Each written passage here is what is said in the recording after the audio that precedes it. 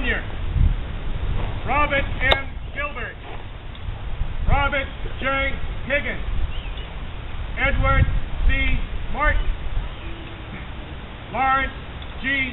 Morrow, Thomas O. Morrison, William G. Robb, Donald Sanborn, and Michael Vasco.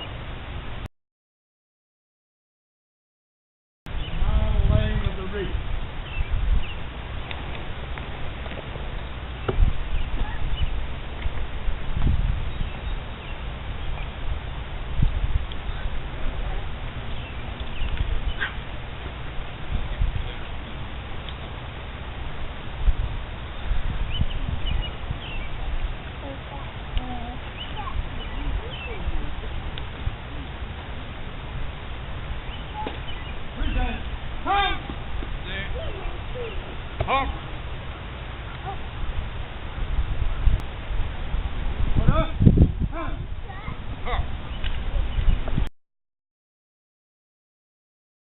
Firing Detail Commander, do your duty.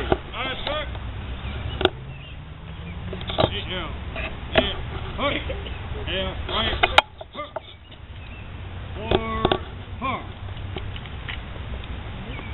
Get ready. And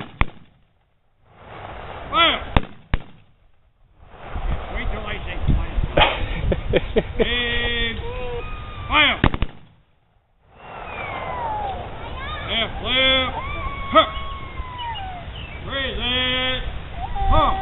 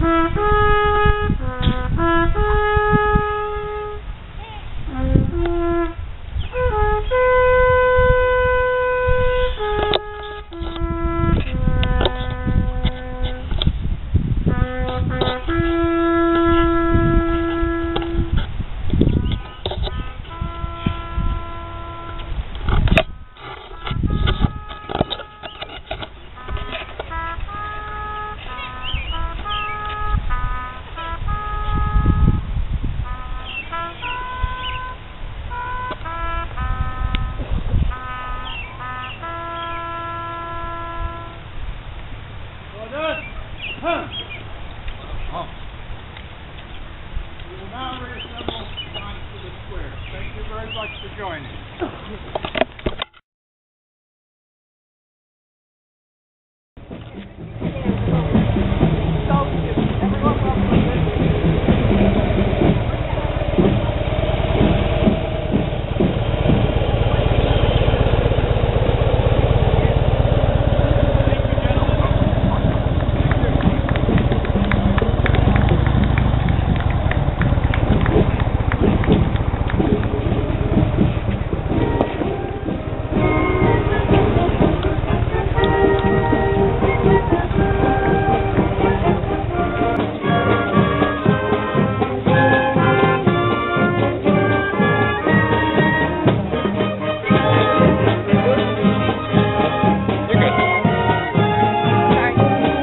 You're fine, it's okay.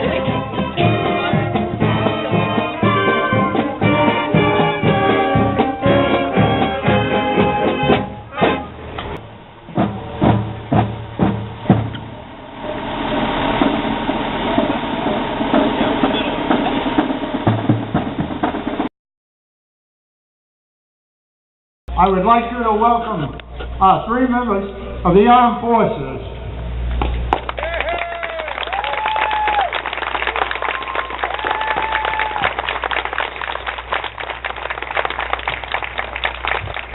And we thank you, gentlemen, very much for joining us. I know you were on leave time, a couple of you, and that's valuable time, I remember.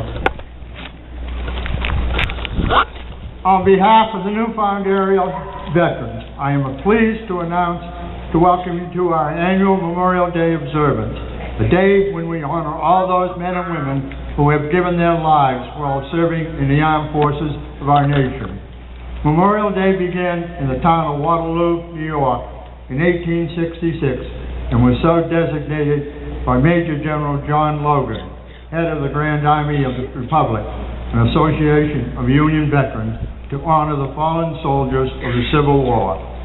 Today, we honor all deceased former soldiers, sailors, Marines, Coast Guard, Airmen, and Merchant Marines, and certainly all of our citizen soldiers of all branches of the military. Because of its somber significance, we observe rather than celebrate Memorial Day. We ask that you remember the fallen comrades of Afghan and Iraqi conflict, as well as all fallen comrades of past wars and conflicts.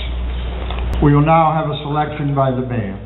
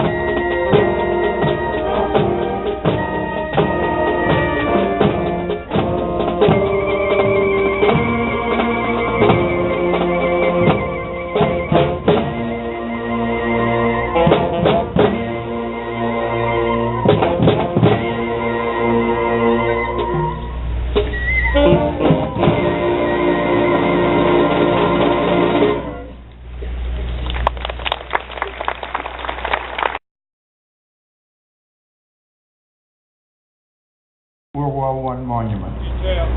Hook. Freezing. Hook.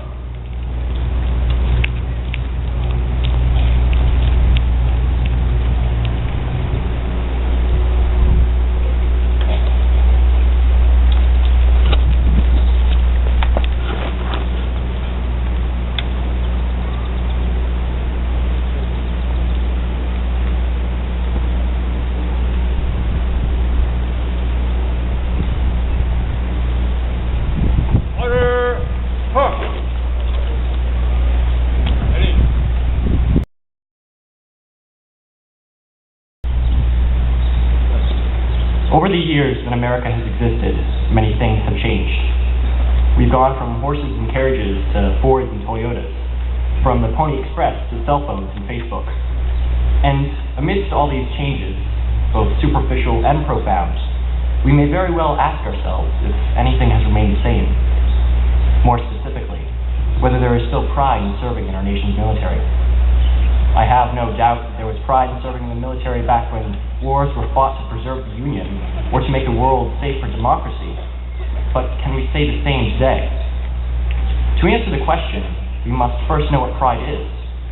Webster's New World Dictionary defines pride as delight or satisfaction in one's own or another's achievements.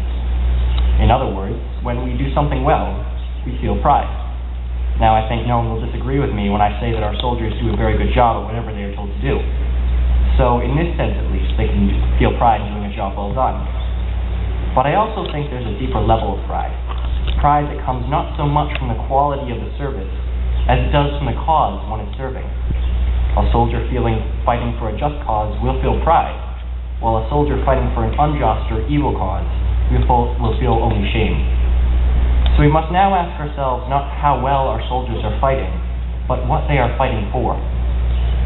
The answer is that while our armed forces do many things, their main responsibility, their purpose, is to defend the United States against all those who wish to do her harm. For there are those in this world who believe that people should not have a say in their own governments, who believe that women shouldn't vote, and that people shouldn't be able to speak out against actions they disagree with. And they have made it clear time and time again that as long as the United States of America remains true to the idea that all men and women are equal under the law, they will stop at nothing to destroy us. Thus, our armed forces are not only defending America, they are also defending the principles and values that America holds dear. Without the military, where would our nation be? Unable to defend ourselves, subject to the whims of other countries, we would not be able to maintain the democratic principles that rule our government.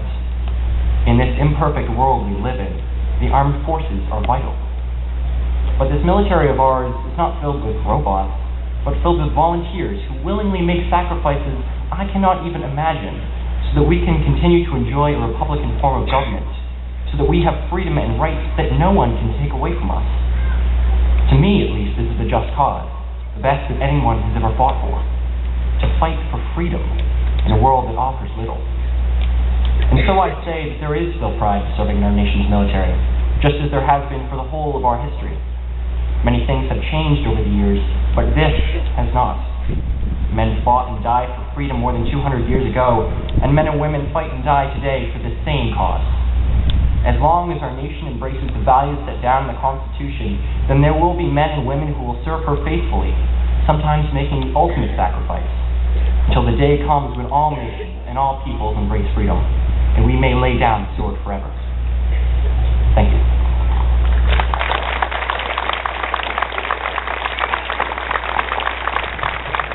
Thank you, David. Very nice speech.